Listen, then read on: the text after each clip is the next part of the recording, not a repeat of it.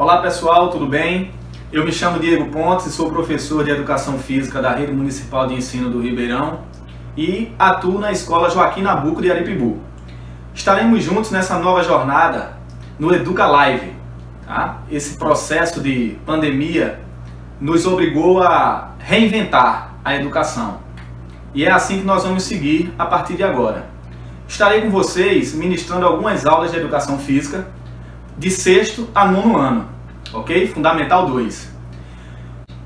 Bom, antes de iniciar com os eixos temáticos da Educação Física, com os nossos conteúdos que nós vamos trabalhar ao longo desse processo, eu gostaria de informar vocês, colegas professores de Educação Física do município, que nós vamos precisar fazer algumas adaptações, ok? Primeiro, eu preciso da ajuda de vocês para que vocês adaptem esse conteúdo ministrado por mim para a realidade dos seus alunos, certo? E para a realidade de cada série do Ensino Fundamental 2, ok? E dentro da sua realidade, né? Dentro da realidade da sua escola, que não vai ser igual à minha escola. Cada um tem sua maneira e seu método de repassar esses conteúdos para os nossos alunos. Hoje nós vamos falar sobre o eixo temático ginástica, tá? Então, eu adaptei esse conteúdo de ginástica para todas as séries do Ensino Fundamental 2, dentro de um resumo só, tá? Do 6º até o 9º ano, para que se torne mais rápido e de mais fácil entendimento. Por isso, a estratégia de adaptar, professores, para cada aluno, na sua realidade, as atividades a serem passadas, ok? Então vamos dar seguimento aqui a esse nosso primeiro conteúdo, que eu escolhi aqui a ginástica. Vamos falar um pouquinho da parte histórica da ginástica, que é definida como a arte de exercitar o corpo nu. Como vocês podem ver, a palavra vem do grego, gínicos, né? E traduz essa ideia de exercitar o corpo despido. Vamos avançar por entre as épocas, começando pela pré-história, os períodos aí históricos da ginástica, tá? Então, nesse período pré-histórico, a ginástica foi marcada pela luta da sobrevivência, onde os humanos utilizavam as próprias ações corporais. Foi o período histórico em que o ser humano precisou utilizar com maior eficácia o seu corpo, né?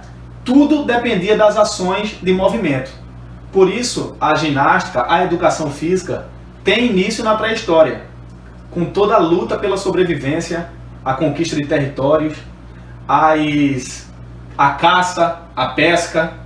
Então, o ser humano ele dependia totalmente da sua parte física para sobreviver. Avançando para a antiguidade, não existia a palavra ginástica, mas ela foi criada para os ideais clássicos da Grécia e Roma Antiga. Nesse período histórico, a ginástica também foi constituída por objetivos religiosos, terapêuticos e guerreiros, relacionados a ideais de beleza e perfeição, principalmente na Grécia. Todos já ouviram falar do culto ao corpo grego. Exibições corporais praticadas no circo e o menosprezo à vida praticado nas arenas ou estádios. Falamos aí no caso de Roma Antiga, com seus gladiadores, as lutas dos gladiadores romanos, em que a vida era tida como nada, né? Mas foi o primeiro tipo, digamos assim, de modalidade esportiva de luta na história da educação física. Passamos para a Idade Média, pessoal, que foi marcada pela sociedade feudal, tá? Pelo imperialismo, pela soberania dos papados, pelos sistemas corporativistas da indústria e do comércio. A escola era destinada apenas à elite. A ginástica era apresentada às pessoas nas praças, circos, festas e feiras. E para chamar a atenção, as pessoas se exercitavam nus, né? E houve um período da Idade Média em que aconteceu a abolição da ginástica pela igreja. Então a ginástica passou, o exercício físico, os esportes que já existiam naquele período, eles foram abominados e eram considerados pecado pela igreja, né? Então não poderia ser praticado, tá certo? Avançando da Idade Média,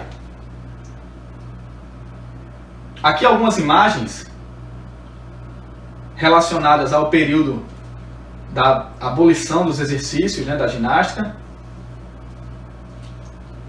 Passamos ao Renascimento, em que a ginástica volta, a educação física, a ginástica, volta a ter bastante importância. Então a atividade corporal passou a ser uma parte importante da educação. Programas de exercícios de equitação, corridas, saltos, esgrima, jogos com bolas, praticados pelos alunos nas escolas ao ar livre todos os dias. Para vocês verem a diferença da importância do exercício físico nesse período histórico. A ginástica passou a ser compreendida como exercícios físicos em geral, tais como corridas, lançamentos, saltos, lutas, denominado de exercícios atléticos ou desportos. Daí a origem das primeiras modalidades aí de atletismo.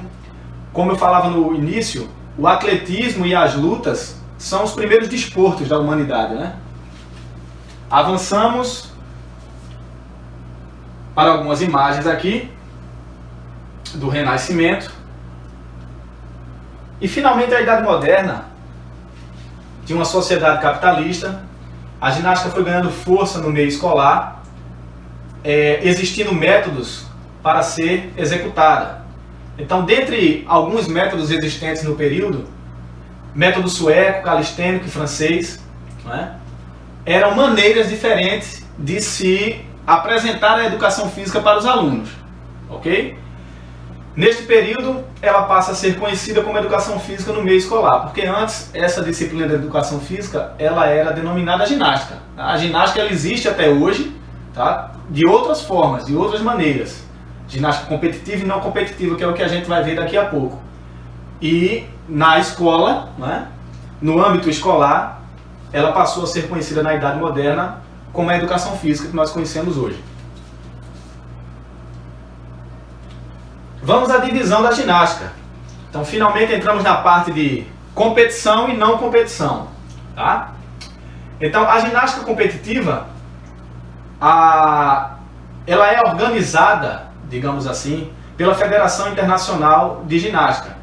São os tipos de ginástica que acontecem em campeonatos e disputas, cada uma dentro das suas características.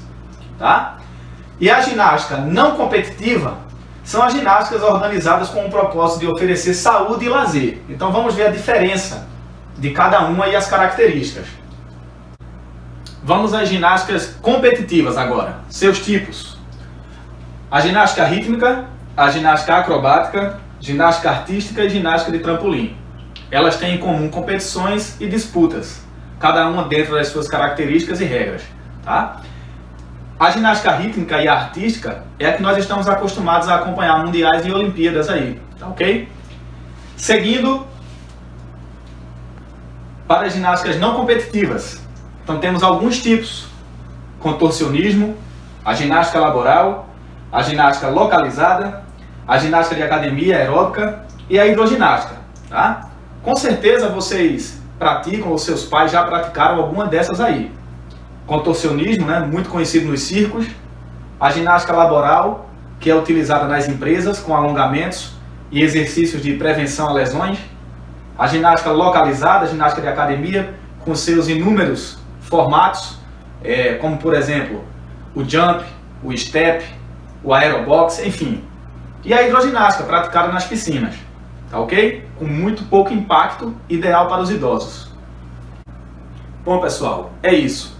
Por hoje é só, encerramos o nosso primeiro conteúdo. Eu espero que vocês tenham gostado e aproveitado. Fiquem com Deus, cuidem-se e até a próxima.